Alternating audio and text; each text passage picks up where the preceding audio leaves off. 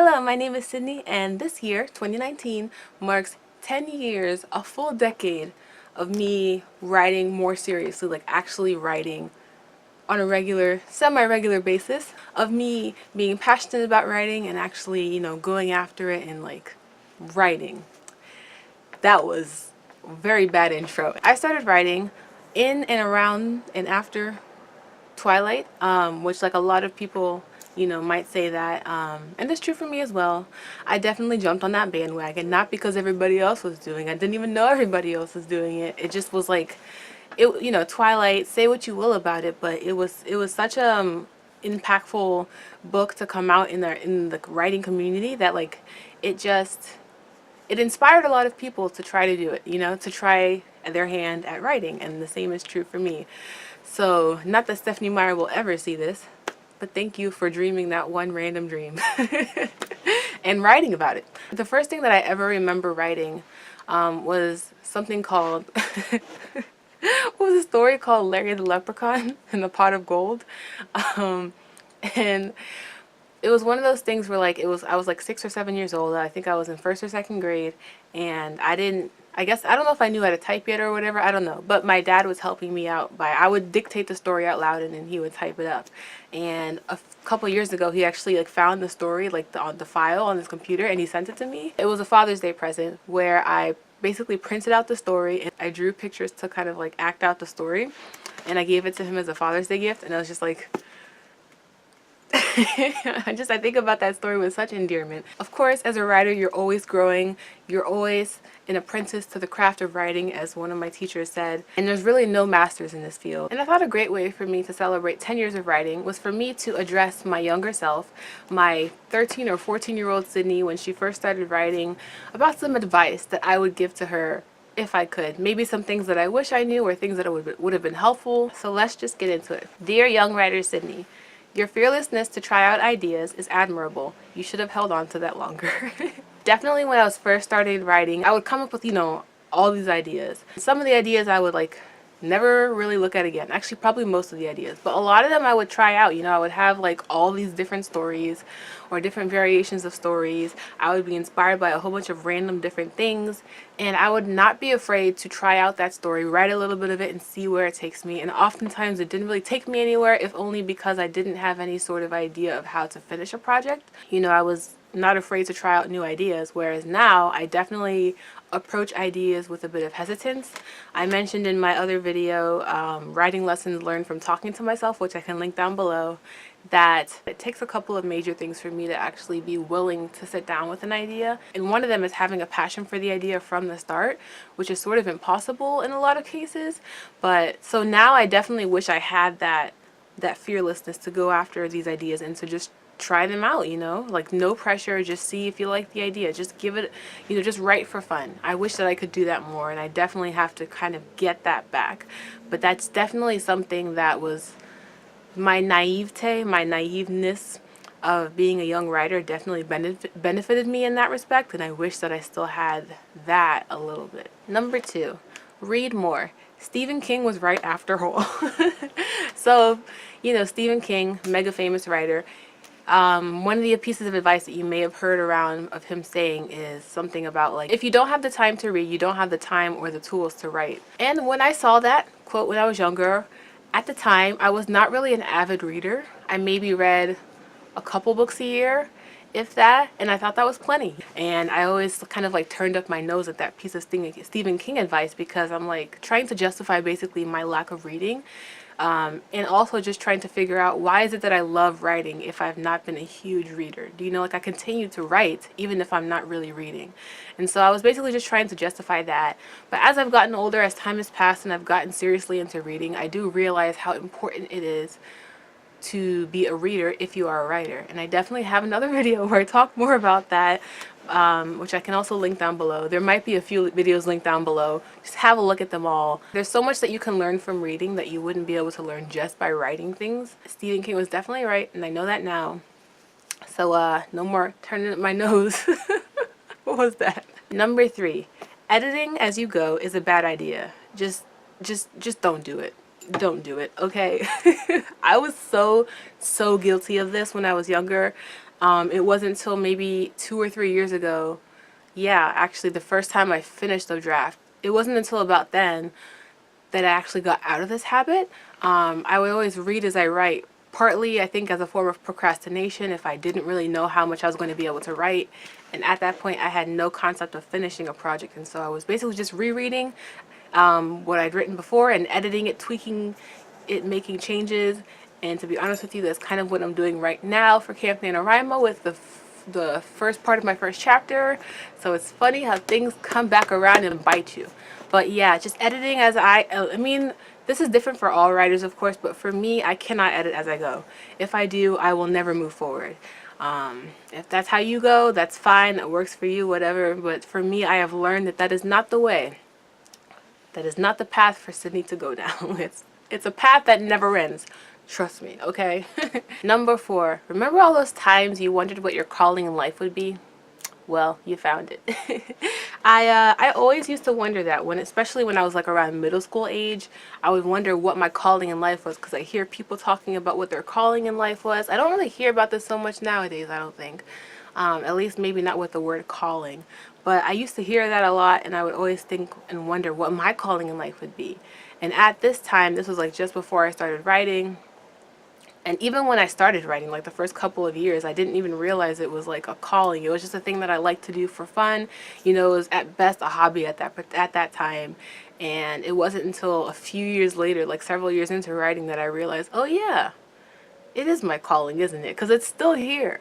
You know, I often used to think that the writing thing was just a phase, you know, like it was just this thing that I was interested in doing right now, but I probably wouldn't be interested in it in a couple of years. And the more I started to love writing, the more I started to like dread the day that that would happen. But now I'm good. Now I'm secure in my love of writing. And kind of speaking of passion, number 5, publishing is not the end all be all. Okay, as long as you write with a passion and you have a passion for the stories you create, you gonna be alright. You gonna be alright. We gonna be all.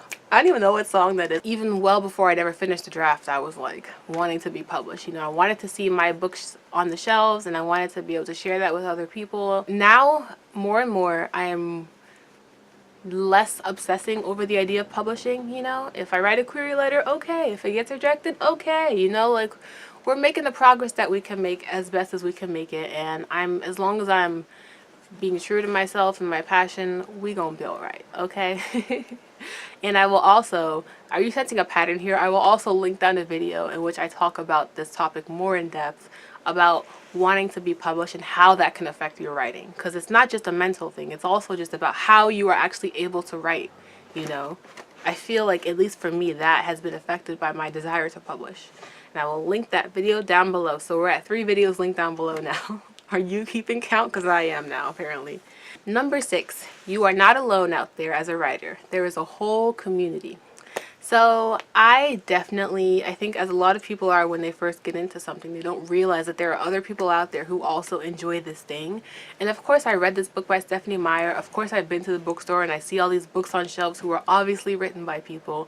But there's still this sort of disconnect where you don't really realize that people, yeah, they wrote those books, but they're not people that I know. They're not people that I would ever know or have any sort of access to. And in that way, they're sort of like a celebrity where they're this distant thing and they almost don't even seem like real people, you know? So that's kind of the perception that I had about like all these authors, but nobody I knew was a writer as far as I knew, you know? And even if they were, I certainly was too shy to talk about my own writing with them. Now, of course, there's social media. There's all these, you see people going to like book conferences and book events and everything like that, and writing conferences, and even just on social media, there's writing groups and whatnot. There's all these people, you might know people in your area. There might be local writing groups or creative writing classes, especially creative writing classes. At least for me, in my experience, that's something that I took part in. There's all kinds of writers, you know. Every time I turn around, somebody else is saying that they, like, oh, like, did you know that I also write poetry or something like that? Like, the other day at work, there was a sort of get to know you thing where you basically just say your name and something that nobody knows about you. And one lady mentioned that she wrote poetry, and like, of course I had no idea about that. But it was interesting to see that you never really know who's a writer, or who wants to be a writer, or who likes to do that in their free time. Like, these people are out there, okay? They might be hiding in their caves, you know, but they're there, okay? So And now being on AuthorTube, like, you get access to other people who are writers, and you have this community, you know, you can comment on people's videos and whatever, and it's cool to know that I'm not the only one out there, and that there are other people who understand the trials and tribulations of being a writer as much as I do. Number 7, how the plot unfolds of a story, as it turns out, is pretty important. I used to write stories in such a way that you could take out any scene and it wouldn't affect the rest of the story. Like, each scene was almost happening in a vacuum. There was no causality. Like, this scene, the effects of this scene did not cause something else in another scene to happen. It was just all sort of happening independent of one another. And of course, as I've gotten older, I have learned how important plot is and how important causality is, you know? So it's just really interesting to look back on my older works and see that. You know, it wasn't like 100% black or white. There was no plot or there was a plot. Like, there was some plot, but, you know, sometimes the plot didn't totally make sense. It wasn't totally thought all the way through. I guess that speaks to how I had not finished a project yet, and so of course I didn't know how things would begin and how things would end. But yeah, causality is very important. Number 8, theme does matter. And as long as you've got a coherent story, some reader will find a theme, even if you didn't intend for it to be there.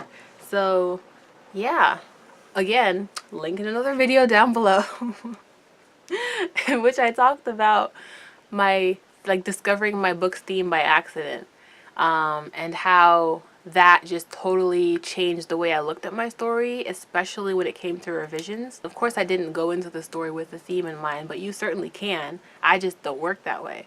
Once I had that theme in mind, it gave me a direction to aim for in terms of making sure my scenes adhere to this theme, at least in some way, you know? So that way the theme became a more prevalent part of the story and not just this random thing that ends up getting maybe contradicted at some other point in the story. There are some readers who are always looking for themes. I was never one of those readers, and I'm still not.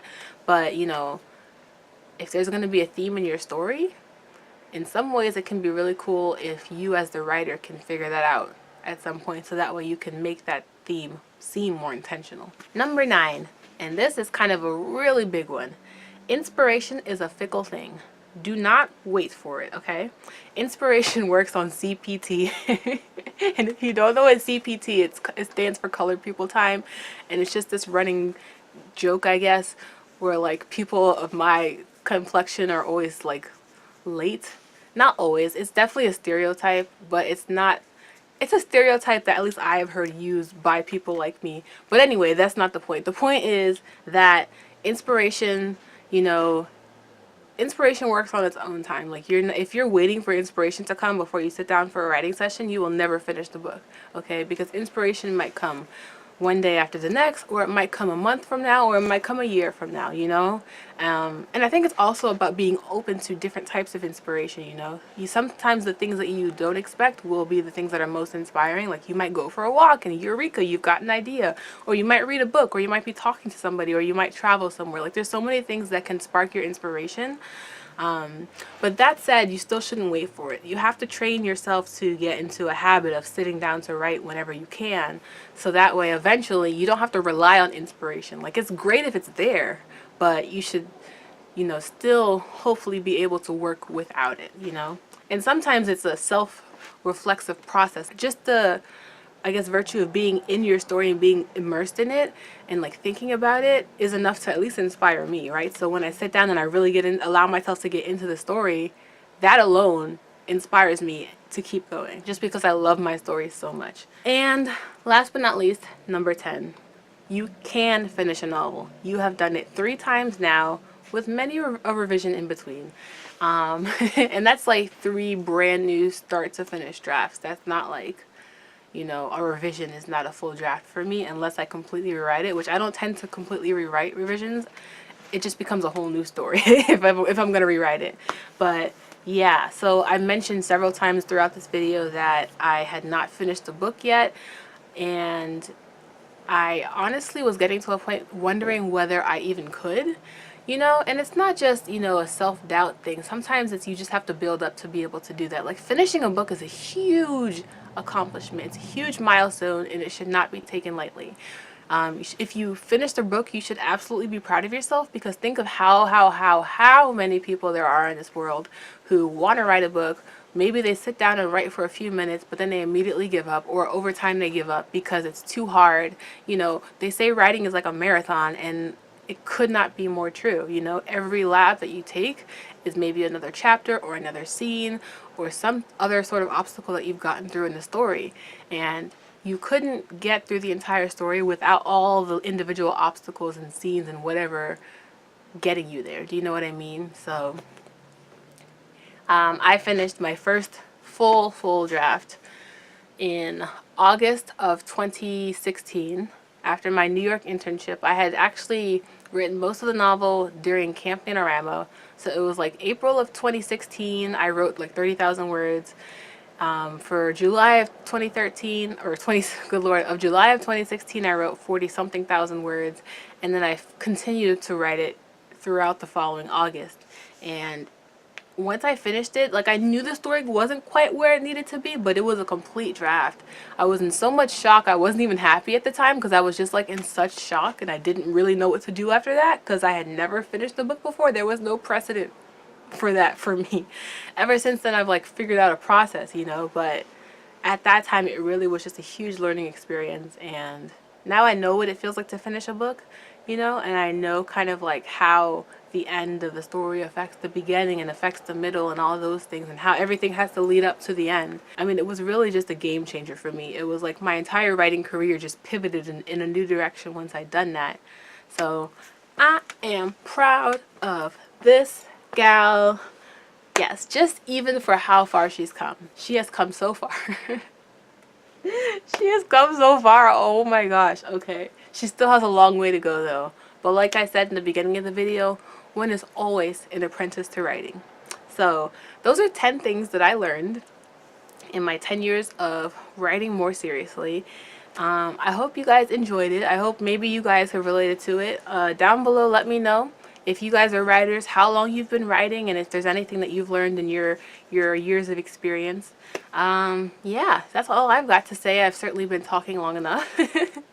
Like I said, I linked a few videos down below about how publishing can affect your writing, about whether you need to be a reader to be a writer, about a theme, like finding your book's theme. And I will link those down below. I think they're great videos, but that's just because I'm a little biased, and also because they were voicing my thoughts out loud and sharing them with my fellow writing community, because I am not alone out here. You see how I bring things back full circle? Do you see that? It's like there was a plot to this video. Thank you guys so much for watching. Give this video a like, hit subscribe, and I will see you next time in 10 more years. No, I'll see you in a week. Toodaloo.